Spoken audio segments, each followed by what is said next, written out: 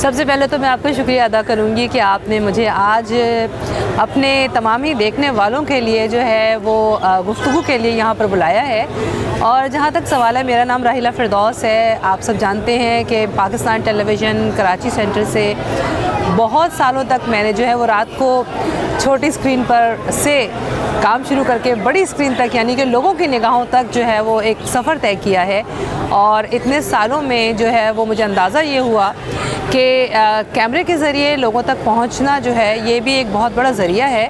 और बात जहाँ तक शुरू होती है कि आप कैमरे तक कैसे पहुंची, तो ये एक बड़ा ही इंटरेस्टिंग वाक़या है, क्योंकि मैं बज़्म तलबा में जो है स्टूडेंट्स के जो प्रोग्राम्स हुआ करते थे वो किया करती थी। उससे पहले डिबेट कंपटीशन, नात कंपटीशन, कौमी नग़मों के मुकाबले, लातादाद जो हमारी स्टूडेंट्स की एक्टिविटीज़ होती हैं अमूमन कॉलेजेस में, स्कूल्स में, वही किया करती थी। और इसके अलावा हमारा एक और इदारा था, स्टूडेंट्स वेलफेयर ऑर्गेनाइजेशन, उसमें भी हमने बहुत दिनों तक काम किया। तो खालिद दीना हॉल, रेडियो पाकिस्तान, ये सारा वो सफ़र था जिसमें जो है हम अपने स्टूडेंट्स जो भी एक्टिविटीज़ होती थी उसमें इन्वॉल्व रहते थे। तो एक प्रोग्राम था दरख्शां, और उस प्रोग्राम को इकबाल हैदर मरहूम किया करते थे। नौजवानों का आलमी साल था और उस हवाले से स्टूडेंट्स वेलफेयर ऑर्गेनाइजेशन में एक प्रोग्राम था और मुकाबले कौमी नग़मात था, उसकी मैं होस्टिंग कर रही थी। और उस दौरान इकबाल हैदर साहब ने जो है मुझे देखा और मुझे सुना। उसके बाद उन्होंने अपने उस प्रोग्राम के लिए मुझे मदऊ किया कि जी हमारे पास स्टूडेंट्स जो हैं हम उन्हें बुलाते हैं। तो उस वक्त जो है एक ही टीवी था, पाकिस्तान टेलीविज़न कॉरपोरेशन।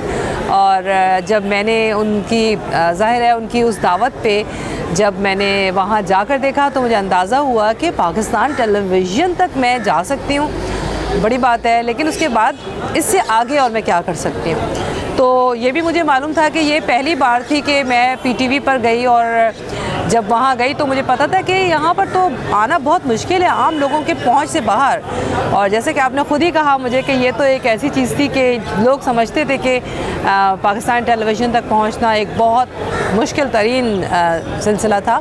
तो अल्हम्दुलिल्लाह वहाँ जब मैं गई तो मैंने सोचा कि आज इस प्रोग्राम में आई हूँ मैं, तो इसके बाद शायद कभी मुझे ऐसा मौका नहीं मिलेगा। तो वो कहते हैं ना कि कभी कभी इंसान की ज़िंदगी में जो एक पहला कदम होता है उसका रास्ता बन जाता है, और फिर रास्ता जो है वो आपको मंजिल तक लेके जाता है। तो मेरे लिए भी वो रास्ता एक ऐसी मंजिल थी जिस पर चलने के लिए मैंने जो पहला कदम उठाया वो ये कि मैं इकबाल हैदर साहब के रूम से चलकर न्यूज़ रूम तक चली गई।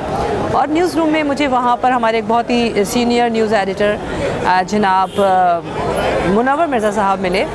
और मुनव्वर मिर्ज़ा साहब जो थे वो उनसे मैंने कहा कि मैं भी न्यूज़ पढ़ना चाहूँ अगर, तो इसके लिए क्या कोई ऑडिशन होगा या क्या करना होगा, क्या बग़ैर सिफारिश के मैं आ सकती हूँ?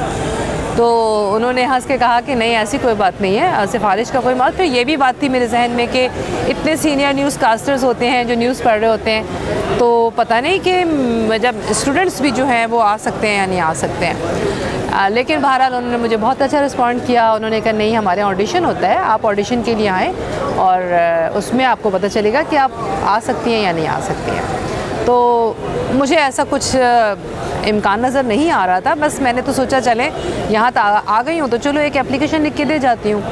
तो मैंने उन्हें एप्लीकेशन दी और मैं चली गई। उसके बाद मेरे कॉलेज की छुट्टियाँ थी, मैं इस्लामाबाद गई हुई थी।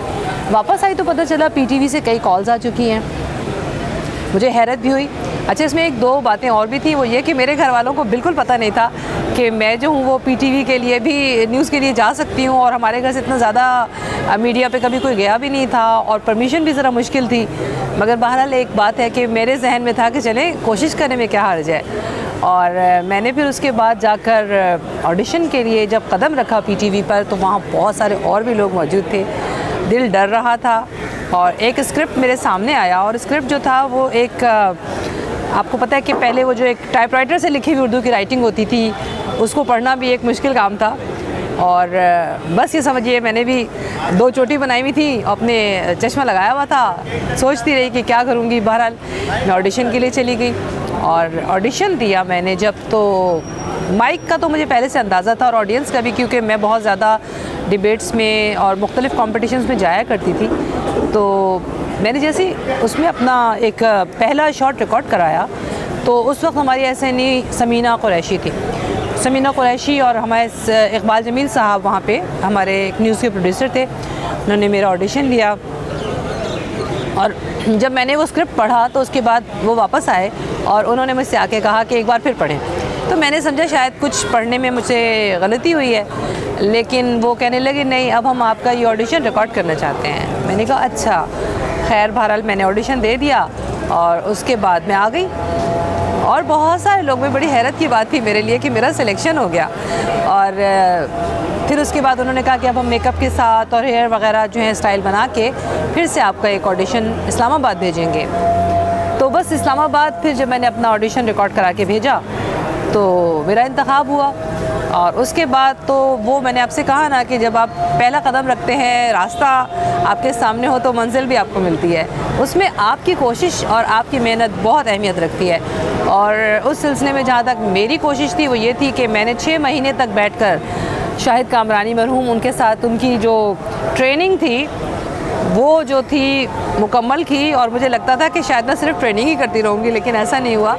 उसके बाद मेरा जो है वो बाकायदा स्केड्यूल बना और मैंने वहाँ पर लोकल न्यूज़ पढ़ना शुरू की। पहले शुरू के कुछ अरसे में मैंने इम्प्रूव करने के लिए घर पे बैठकर भी बहुत उनकी रिहर्सल्स की और उसके बाद जा के रिकॉर्डिंग करती थी और उसको बेहतर से बेहतर कैसे कर सकती थी वो भी किया। और अल्हम्दुलिल्लाह के उसके बाद मैंने अपनी जो समीना कुरैशी साहिबा थी उनसे कहा कि मुझे ये समझ में नहीं आता कि आपके यहाँ रात को 9 बजे कराची सेंटर से सिर्फ 3 मेल न्यूज़ कास्टर्स क्यों हैं और ख़वातीन में से कोई क्यों नहीं है। तो उन्होंने कहा कि नहीं, अगर आप इसी तरह से मेहनत करती रहेंगी तो इंशाल्लाह आप रात को 9 बजे भी ख़बरनामा पढ़ेंगी। और ये मेरी बड़ी खुशनसीबी है कि आखिर में करीबन कोई 10 साल के गैप के बाद एज ए न्यूज़ कास्टर मुझे ये मौका मिला कि फिर मैंने रात को 9 बजे ख़बरनामा पढ़ना शुरू किया। मुझसे पहले तीनों जो न्यूज़ कास्टर थे मेल थे और जब मैंने पढ़ना शुरू किया तो फिर मुझे ऐसा लगता था कि उसके बाद ये समझिए कि हर दूसरे दिन जो था मैं ही पढ़ा करती थी। और अल्हम्दुलिल्लाह इस हवाले से जो है वो पाकिस्तान टेलीविज़न से मुझे इस्लामाबाद से भी ऑफ़र्स हुई वहाँ पे आके पढ़ें। और ये समझिए कि मैंने इतनी न्यूज़ पढ़ी, बहुत इम्पॉर्टेंट पाकिस्तान की, उसके बाद इंटरनेशनल न्यूज़, तिजारती ख़बरें, मौसम का हाल, खेलों की ख़बरें।